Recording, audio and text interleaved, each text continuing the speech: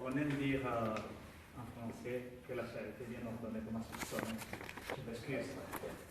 J'aimerais poser la question à tous les trois. La première question, je l'adresse à Emmanuel. C'est sur question de bilan qu'on a chiffré. Il y a le chiffre avancé de 300 000 morts en 72 pendant ce génocide-là. Est-ce que la démographie que nous avions au jour en 72, vous pensez qu'on avait des chiffres tels que, même aujourd'hui, où on a dit qu'on a massacré beaucoup plus de personnes? Parce que moi, en 72, je n'avais que 3 ans.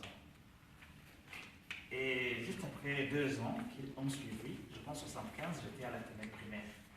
Je traversais de Louise pour aller à l'Athénée primaire. Le héros de c'était presque vide.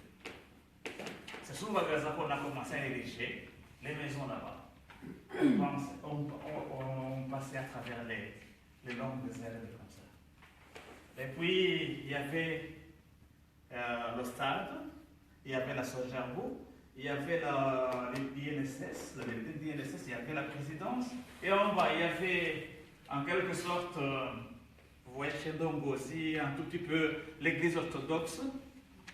Et je crois que c'était chez Dimitri aussi. Il y avait quelques batailles. Pardon? C'était trop peu.